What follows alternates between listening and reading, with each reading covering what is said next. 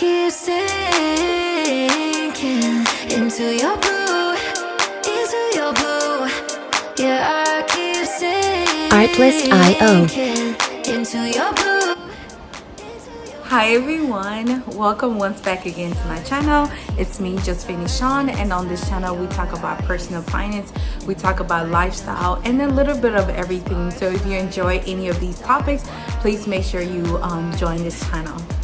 So I hope everyone is doing very great. I know I've been a little bit MIA, but guys, I am back and I'm back to stay. I've been a little bit busy with life, but I think now life is okay. Life has slowed down a little bit for me, so I'll be able to come on here and make meaningful content. I have been branching out a lot and been looking into different topics, so please be on the lookout. If you haven't subscribed to this channel, please make sure you subscribe and hit the bell notification, so whenever I post a video you will get the notification.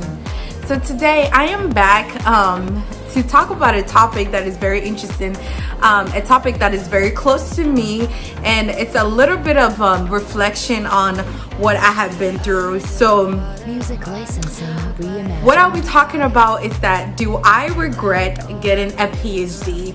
In particularly, do I regret getting a PhD in chemistry? So I'll do a little bit of background. So I got my PhD in organic chemistry in 2015. That's when I started my PhD, and then I ended in 2020. So it took me under 5 years, excuse me, to finish my PhD. At that time in my life, so the reason why I actually went into going to do my PhD is because I wanted to be a professor. I wanted to have my own research group and everything, and that is actually why I started my whole PhD journey. And towards like the third year of my PhD, after going through the whole process, I made a decision that I did not want it to be a professor. And the reason why I decided not to go into academia was, one, I felt like the amount of work that you put in versus the amount of reward that you get back out, it's not the same. Two, I felt like the type of research that I wanted to do, it was going to be a little bit harder for me to find funding for.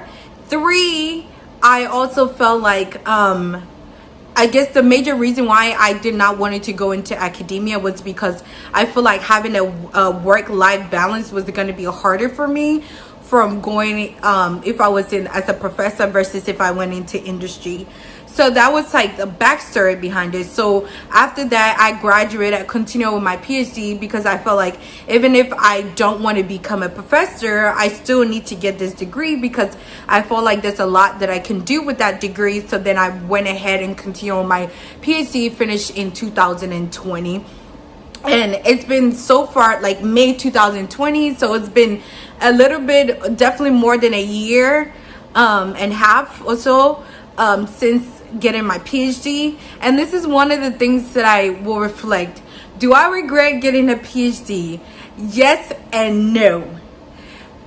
Yes, because I feel like that 5 years that I put into it, if I would have done something else, like I went to go get my MBA or something like that, I feel like I would have made more money in the long run, would have been in the career field that I wanted to in faster time. So right now I am working in industry. I really like it, but I feel like you don't necessarily need a PhD in order to be in industry. So the worst situation is like if I had gotten my master's degree or even my bachelor's degree, I would be working in industry. I would have moved up in the company or whatever I wanted to do, and I would have been fine. So that's one of the things I regret about it. Two, being in a PhD program takes so much of your time. And I also blame myself for it in the sense that I really wanted to be successful. So I put in a lot of hours and I didn't focus on other things like investing. I did a little bit of it, but not really like a main focus of it. I didn't do a lot of that. I feel like there's a lot more that I could have done, and that's one of the things the PhD would do. It's like it would suck up a lot of your time, so you don't really have time to, venture out to do other things.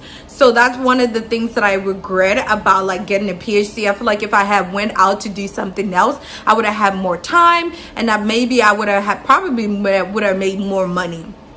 But now reflecting on it, also I feel like I don't also regret getting a PhD.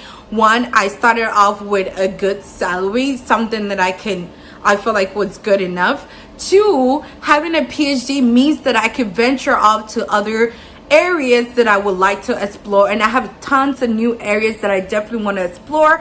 I definitely do love chemistry and want to stay in chemistry, but I also want to explore other career fields, other pathways, and a PhD in chemistry or a PhD in general will give me a tool to be able to do that. And I feel like if I had a bachelor's or master's degree, I probably would not be able to do that, or it will be a lot harder for me. So that's one of the key perks that I feel like I have observed from getting this PhD, is that it really does open up a lot of field for me that I didn't think it was possible with just a bachelor's degree in chemistry. So that's my reflect on it. But overall, I would say if I were asked a question is, do I regret getting a PhD?